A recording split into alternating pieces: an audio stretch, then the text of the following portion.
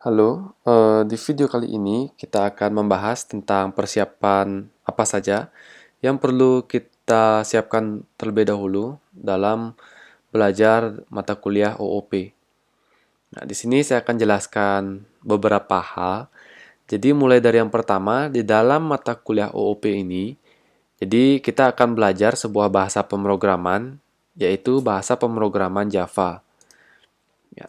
Jadi kita akan belajar bahasa pemrograman yang bernama Java. Nah, saya jelaskan dulu Java ini sebenarnya bahasa pemrograman yang seperti apa.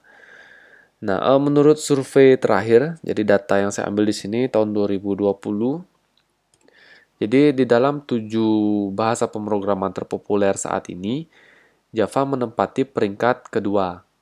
Ya, jadi kalau kita lihat di sini dari tahun 2017, ini datanya 2017 sampai dengan tahun 2020, penggunaan Java ini masih stabil di angka yang cukup populer di dalam industri, di dalam lingkungan pekerjaan.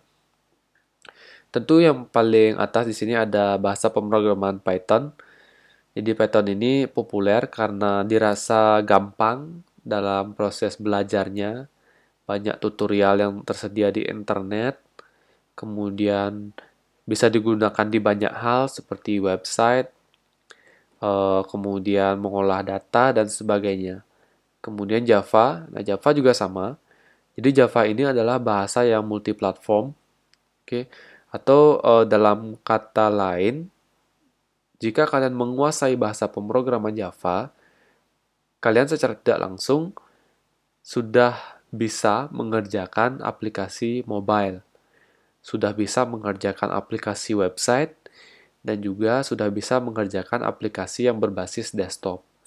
Nah, jadi bahasa pemrograman Java ini sifatnya universal, jadi bisa digunakan untuk membuat sebuah hal atau aplikasi di berbagai platform. Kemudian nomor tiga di sini ada JavaScript. Nah, yang perlu diketahui di sini, Java dan JavaScript ini adalah dua bahasa pemrograman yang berbeda. Nah, kalau kita lihat di sini di websitenya, nah ini pengertiannya di sini, kalau Java ini seperti yang saya sebutkan tadi untuk membangun aplikasi mobile, website, ataupun desktop. Nah, sedangkan JavaScript ini adalah sebuah bahasa pemrograman yang digunakan untuk membuat website yang interaktif. Nah, yang dimaksud dengan interaktif, contoh seperti ini, halaman website yang ini. Nah, ketika saya klik gambar masing-masing item, di sini akan memiliki efek animasi, seperti bergeser ke kiri atau bergeser ke kanan. Kemudian kalau kalian lihat di sini tulisan, ini muncul secara perlahan, satu persatu. Kemudian gambarnya ada yang bergerak. Nah, itu menggunakan efek yang diciptakan oleh bahasa pemrograman JavaScript. Ya, jadi ada masing-masing tombol, kemudian ada tombol pause, dan sebagainya. Oke, jadi itu bahasa pemrograman JavaScript. Kemudian ada C++, ya C++, kemudian ada bahasa pemrograman C Sharp, ya atau C tanda C, pagar, ini dibaca C Sharp.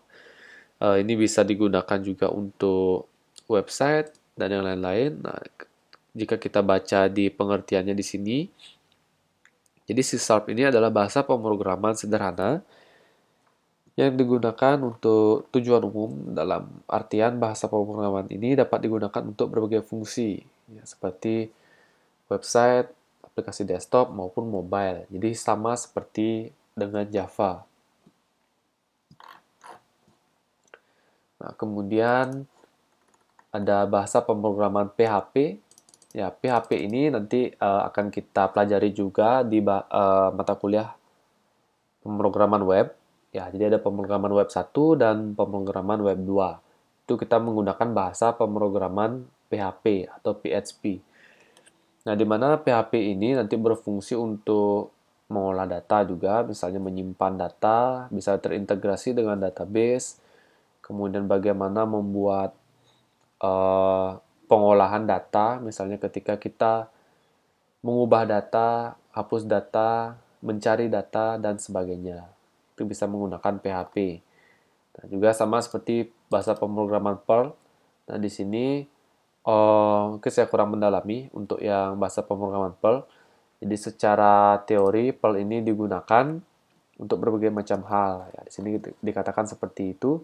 Di antaranya adalah untuk membuat program yang membutuhkan grafis, untuk mengembangkan sistem administrasi, untuk membuat program jaringan, untuk mengembangkan program keuangan, dan aplikasi lainnya. Yaitu penjelasan secara teori dari masing-masing bahasa pemrograman. Nah, jadi supaya kalian tahu dulu, kalau di lingkungan industri, di dunia pekerjaan, kira-kira bahasa pemrograman apa atau skill bahasa pemrograman apa yang kalian harus kuasai supaya bisa diterima di lingkungan kerja. Jadi ini trennya di tahun 2020 menurut survei yang bersumber dari Coding Dojo dan datanya bersumber dari Indeed.com. Ya, pertama ada Python, Java, JavaScript, C++, C Sharp, PHP, dan Perl. Oke. Nah, kemudian untuk persiapannya lagi, ya, jadi untuk lanjutan dari persiapannya, di sini yang pertama untuk belajar selain dari video yang saya buat di setiap pertemuan. Jadi, di setiap pertemuan saya akan buat video tutorialnya, kemudian saya akan sampaikan di Google Classroom. Selain video yang saya sampaikan, kalian juga dapat belajar melalui modul PDF yang disediakan di website Sticky Indonesia. Jadi ketika kita akses website Sticky Indonesia, silakan nanti buka di menu akademik. Ya, silakan dibuka di menu akademik. Kemudian silahkan cari di sidebar, di sini ada bagian download modul praktikum. Nah, ketika di sini, silahkan dibuka di program studinya, TI. Kemudian modulnya kita cari modul Object Oriented Programming. Oke, kita bisa klik. Nah, kemudian setelah modulnya terbuka, kalian bisa download modulnya. Nah, ini adalah modul PDF. Nah, yang terdiri dari beberapa materi yang akan kita pelajari, mulai dari pertemuan pertama sampai dengan nanti ujian. Nah, jadi yang pertama, seperti yang di video ini, kita akan belajar pengenalan tentang Java.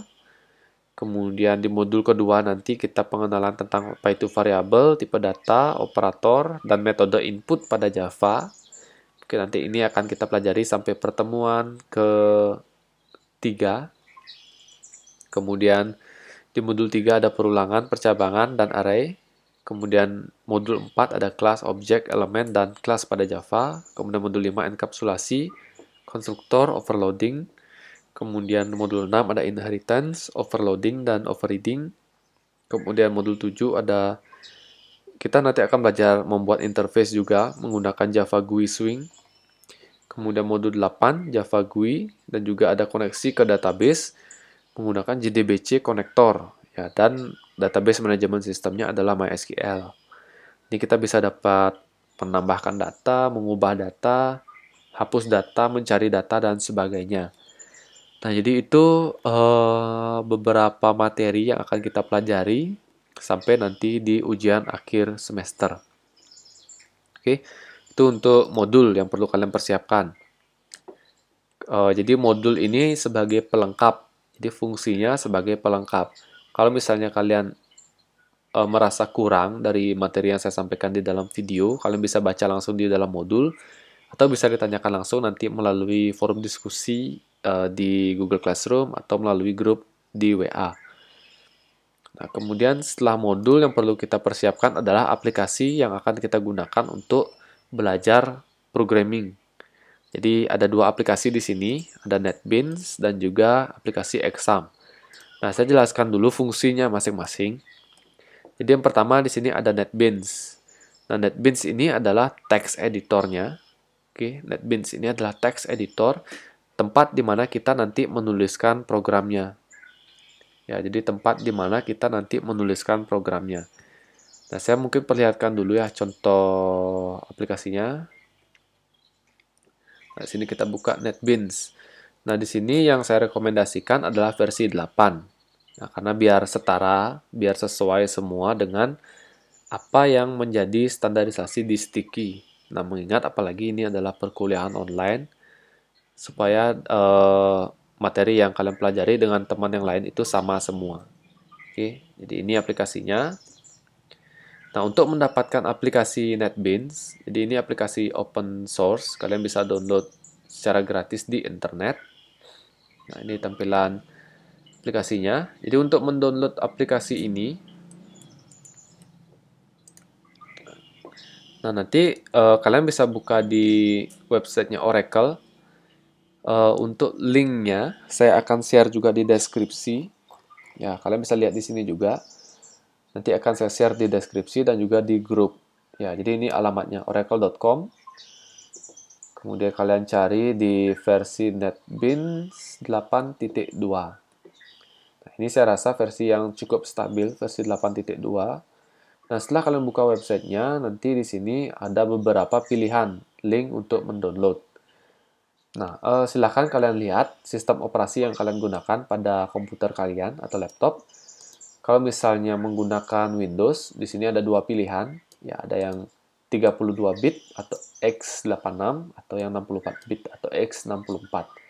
Jadi silahkan di-download saja langsung sesuai dengan versi komputer atau laptop kalian. Nah, setelah kalian download, kemudian kalian silahkan install aplikasinya. Nah, jadi aplikasi NetBeans ini melalui link ini sudah menjadi satu paket, ya, satu paket dengan Java Development Kit-nya. Jadi kalian tidak perlu lagi menginstal Java secara terpisah di komputer kalian. Jadi ini sudah satu paket, sekali download kemudian install. Nah, untuk menginstal itu caranya seperti biasa, seperti kalian menginstal aplikasi yang lain, tinggal dibuka, kemudian next, terus sampai dengan proses instalasinya selesai. Nah, kalau bingung nanti bisa tanyakan juga melalui forum, Google Classroom, atau melalui WA. Ya, tutorial saya rasa bisa dicari sendiri nanti di YouTube. Nah, kemudian setelah kalian install NetBeans, jadi tampilannya seperti yang saya tampilkan tadi, seperti ini. Nah, nanti di sini ada beberapa menu ya yang nanti bisa kita gunakan untuk membuat project nantinya. Ya, untuk detailnya mungkin saya jelaskan nanti di video berikutnya. Nah, kemudian persiapan itu jadi NetBeans akan kita gunakan untuk mengetikkan programnya. Kalau misalnya kalian pernah belajar bahasa pemrograman sebelumnya, NetBeans ini sama seperti Sublime Text, sama seperti Notepad++. Ya, jadi sejenis itu tempat kita mengetikkan skrip yang akan kita buat. Kemudian yang kedua ini untuk exam. Nah, jadi exam ini akan kita gunakan nanti setelah kita UTS. Jadi kita akan membuat aplikasi yang mengolah data menggunakan database. Nah, di mana database ini membutuhkan sebuah server supaya dia bisa berjalan. Nah, jadi aplikasi exam ini adalah sebuah aplikasi yang dapat mengubah komputer kita atau laptop yang kalian gunakan seolah-olah menjadi seperti server. Nah, aplikasi exam ini sama seperti aplikasi yang kalian gunakan saat pelajaran pemrograman web 1. Nah, saya tunjukkan contohnya. Mungkin tampilannya akan sedikit berbeda di sistem operasi Windows. Tampilannya seperti ini. Nah, ini adalah versi yang saya gunakan, 7.2. Saya sarankan di sini menggunakan versi 7. Jadi supaya bisa sekaligus nanti kalian gunakan untuk mata kuliah pemrograman web 2. Oke. Nah, untuk exam ini juga open source, gratis. Kalian bisa tinggal download